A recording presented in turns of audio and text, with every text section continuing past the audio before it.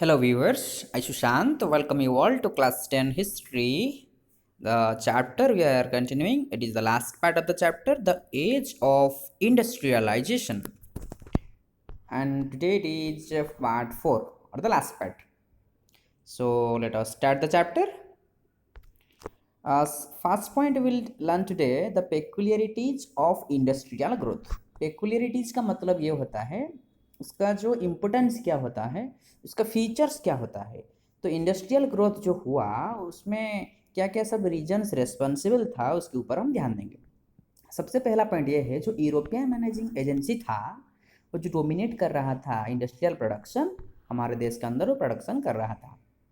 और वो लोग क्या किए, धीरे धीरे और ध्यान दिए कि टी कॉफ़ी प्लांटेशन और कैसे कैसे करके चीप रेट में वो लोग कैसे कॉलोनियल गवर्नमेंट को जो रॉ मटेरियल्स था हमारे देश से वो लेके और वो प्रोडक्शन को मार्केट को बेचते थे हाई प्राइस में। और क्या हुआ, वो भी इन्वेस्ट किए माइनिंग फील्ड में, इंडिगो प्रोडक्शन में और जूट प्रोडक्शन में।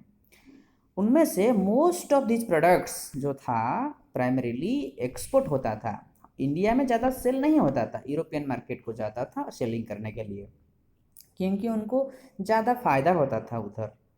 और जो यार्न था, जो धागा था, जो थ्रेड था, इंडियन मिल्स में वो जो यूज होता था, हैंडलूम्स यूज होता था यूवर्स के द्वारा और एक्सपोर्ट होता था। कहाँ एक्सपोर्ट होता था? चाइना को एक्सपोर्ट होता था। So this was first part of this industrial growth.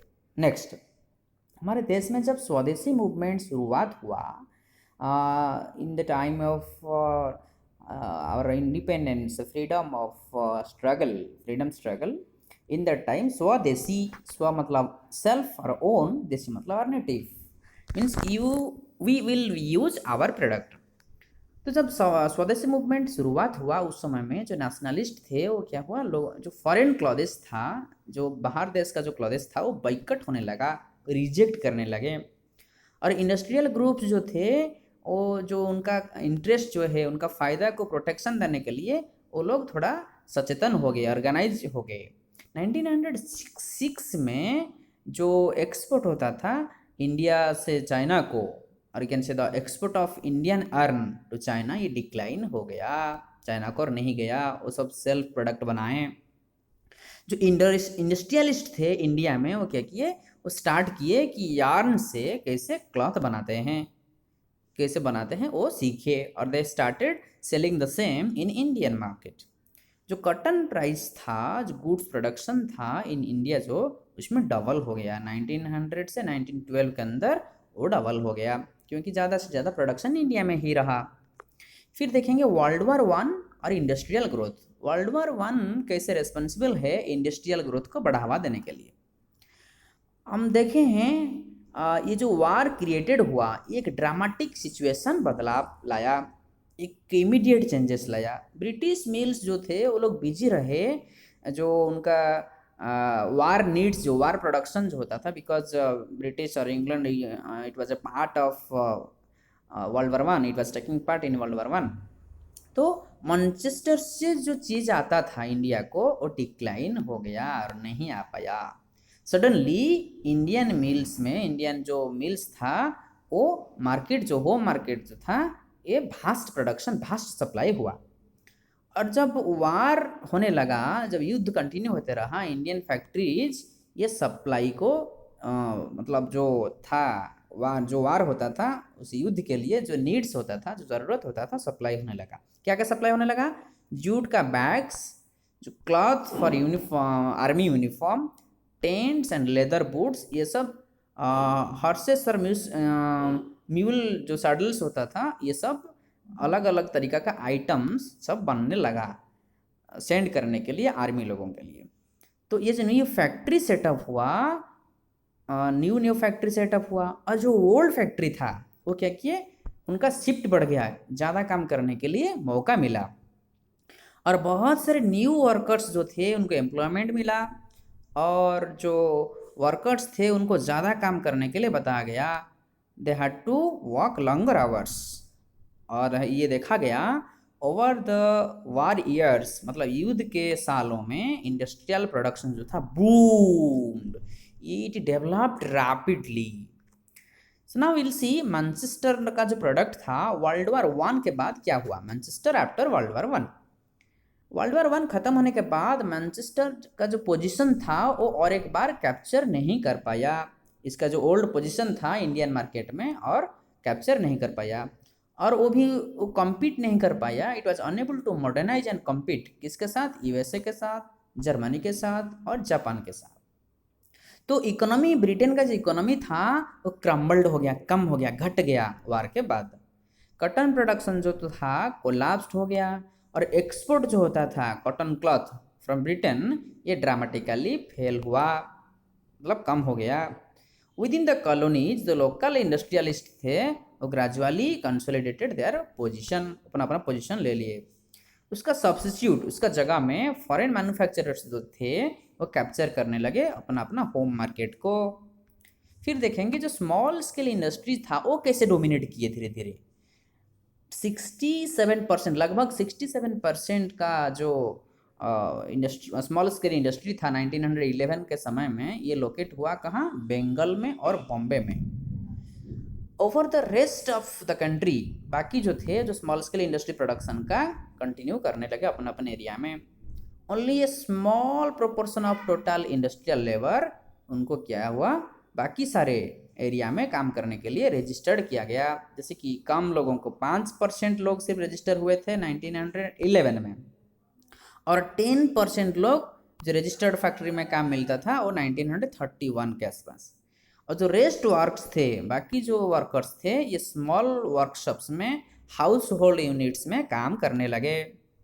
और 20th सेंचुरी लगभग 1900 से 1940 के अंदर जो हैंडलूम क्लॉथ प्रोडक्शन था वो एक्सपैंड हुआ बहुत रैपिडली, स्टेडीली एक्सपैंड हुआ। अभी हम देखेंगे ये हुआ कैसे, इतना डेवलप कैसे हुआ, इमीडिएटली इतना चेंजेस कैसे हुआ, बदलाव कैसे हुआ। सबसे पहले हम देखेंगे ये जो टेक्नोलॉजिकल चेंजेस, फर्स्ट पॉइंट में टेक्नोलॉजिकल चेंजेस, ये सबसे पहला इंपॉर्टेंट रीजन है जिसके वजह से ये डेवलप, जो इंडस्ट्रियल प्रोडक्शन था वो डेवलप हुआ। और क्या हुआ, जो productivity, it increase the productivity पर वर्कर। और क्या हुआ, स्पीड, जो अब प्रोडक्शन हुआ, स्पीडअप, जो प्रोडक्शन को स्पीडअप किया। और रिड्यूस्ड लेबर डिमांड्स, जो अब मशीन्स हुआ, फैक्ट्री हुआ, तो लेबर्स ज़्यादा घट गए और ज़्यादा प्रोडक्शन हुआ।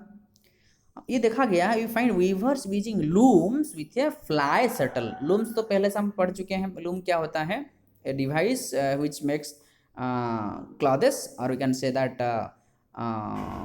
We have already seen in the last class, fibres.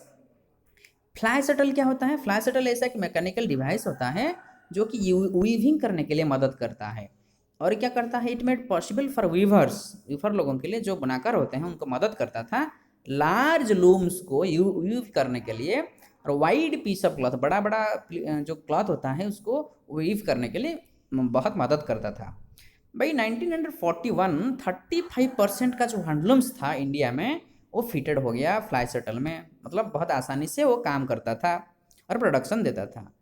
और जैसे कि the region like Travancore, Madras, Mysore, Kochi, Bengal, उसमें क्या हुआ, 70 to 80% जो प्रोडक्शन था वो डेवलप हुआ। फिर हम देखेंगे ये एक ख़राब सिचुएशन आया, जैसे कि जहाँ बैड हार्वेस्ट हुआ, फेमिन भी हुआ। उस समय में क्या हुआ, लोगों का जो रूरल पुअर लोग थे उनको, उनके पास कहीं कहीं खाना नहीं था, कहीं कहीं कम खाना था। जब खाना ही नहीं मिल रहा है तो कपड़े के बारे में कौन सोचता है। तो देयर कैश इनकम डिसअपियर्ड, उनका जो इनकम था डिसअपियर हो गया, कम हो गया। They could not possibly buy cloth, वो खरीद नहीं पाए। और उनका जो रीच लोग थे, जो अमीर लोग थे, वो सिर्फ ही इस समय में अपना कपड़ा वो खरीद पाते थे। और उनका जो बायर्स, जो वर्कर्स थे, उनका जो लाइफस्टाइल था बहुत हार्ड था, hard life, and they had to work for long hours, ज़्यादा टाइम उनको काम करना पड़ता था। और फिर देखा गया है ये जो काम करते थे सिर्फ वो पुरुष जो कि शक्तिशाली या पावरफुल वो काम नहीं करते थे, including all the women and children, उनका परिवार का सारे लोग ही इंक्लूड होते थे कुछ भी प्रोडक्शन को बढ़ावा देने के लिए।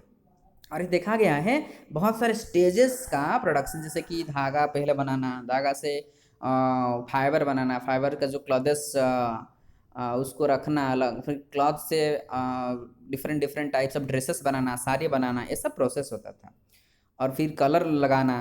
तो ये जो लाइफ था, their life and labour was integral process of industrialisation. जो इंडस्ट्रियलाइजेशन का प्रोसेस है, उनका कंट्रीब्यूशन सबसे ज़्यादा है। फिर देखेंगे मार्केट फॉर गुड्स। ये जो मार्केट था, जो मार्केट में without market goods can not be sold. तो उसमें क्या हुआ हमको देखने के लिए मिला है, एडवर्टाइजमेंट बहुत सारे होता था। एक बहुत इंटरेस्टिंग है, आप लोग देखे होंगे डिफरेंट डिफरेंट, जैसे कि न्यूज़पेपर हो, मैगजीन्स हो, होर्डिंग हो, जो सब होर्ड लगता है, स्ट्रीट वॉल्स हो, टेलीविज़न हो, इसमें बहुत सारे एक्टर्स, एक्ट्रेस, सेलिब्रिटीज, प्लेयर्स अलग अलग प्रोडक्ट यूज़ करते हैं। जैसे कि कहीं कहीं जगह में खाना खाते हैं, शॉप यूज करते हैं, तेल लगाते हैं। और जब वो सेलिब्रिटी लोग यूज करते हैं, हम अट्रैक्टेड हो जाते हैं, अरे इतने हायर लेवल का लोग ये यूज करते हैं, तो शायद ये प्रोडक्ट ही बहुत अच्छा होगा। ऐसे करके वो लोग चुना लगाते हैं कोई कोई कंपनी। तो इसे बताया गया है, they try to shape the mind. लोगों का दिमाग को कैसे क्रिएट किया जाता था, उनका नीड को कैसे डेवलप किया जाता था और फिलअप किया जाता था, उसमें बताया गया है। और फिर ये देखा गया है कि उनका जो एडवर्टाइजमेंट है न्यूज़पेपर में बहुत सारे एरिया में बताया गया है। और इसके ऊपर जो इमेज दिया जाता था, इसके ऊपर जैसे कि कहीं का देखा गया है, मैं थोड़ी देर के बाद आपको दिखाऊंगा अलग अलग कैसे ये जो प्रोडक्ट के ऊपर इमेज रहता था लोगों का अट्रैक्ट करने के लिए। तो इसमें फिर बताया गया है लेवल्स एंड इमेजेस। जो प्रोडक्ट होता था इसके ऊपर कैसे रखा जाता था। जहाँ लिखा जाता था उस समय में, जहाँ लिखा जाता था मेड इन मैनचेस्टर, इसमें लोगों को मतलब ये यकीन हो जाता था कि ये सबसे अच्छा प्रोडक्ट है, और ये कॉन्फिडेंट होते थे इसको यूज़ करने के लिए। इसके साथ साथ इमेजेस ऑफ गॉड्स, भगवान का रहता था, गॉडेसेस का रहता था, फिगर्स रहता था, उनमें बहुत सारे नवाब का रहता था, जो राजा लोगों का। इससे पता चलता है कि वो लोग यूज़ करते हैं, इसका मतलब ये प्रोडक्ट में कुछ खास बात ही होगा। और बताया गया है ये जो रॉयल फिगर होता था, ये रेस्पेक्ट के हिसाब से कोई कोई लोग भी सामान को खरीद लेते थे। और जैसे कि मैं बताया, कहीं कहीं किंग के जगह में, कहीं कहीं रॉयल कमांड जो होता है, ये क्वालिटी को कोई क्वेश्चन नहीं करेंगे, ऐसे मान के चलते हैं और लोग यूज करते हैं।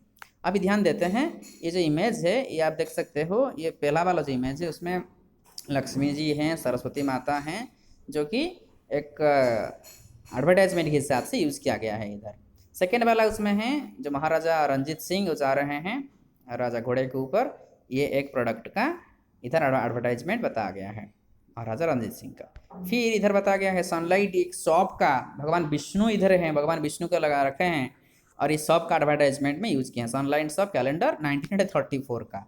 Here God Vishnu shown the bringing of sunlight from the skies. The next one, the last one, here it is given the in Indian meal cloth level. ये खुद गणेश जो माते हैं, ये लोगों को बताते हैं कि आप लोग सब होममेड या जो प्रोडक्ट है ये अहमदाबाद मिल का है, आप लोग यूज़ कीजिए, जो कि मेड इन इंडिया है। ऐसे करके लोगों का जो मेंटलिटी है, लोगों का जो माइंडसेट है, उसको जो इंडस्ट्रियलिस्ट होते थे, जो प्रोडक्टर होते थे, ये चेंज करते थे। कंक्लूजन फाइनली हम देखेंगे, जो इंडस्ट्रियलिस्ट का जो बेसिक मीनिंग है, उसमें टेक्नोलॉजिकल चेंजेस हुआ, फैक्ट्रीज का ग्रोथ हुआ, और इंडस्ट्रियल लेबर जो हुआ वो लेबर फोर्स को बढ़ावा दिया। फिर बताया गया है ये जो हैंड टेक्नोलॉजी है, सबसे इम्पोर्टेंट हैंड टेक्नोलॉजी और स्मॉल स्केल प्रोडक्शन जो है, ये इंडस्ट्रियल लैंडस्केप के लिए, इंडस्ट्रियल डेवलपमेंट के लिए सबसे बड़ा रोल प्ले किया। So dear viewers, this is all about the chapter the age of industrialization. The chapter is over. If once again we'll meet in the next chapter, next video. Till that, take care of your studies. Thank you all.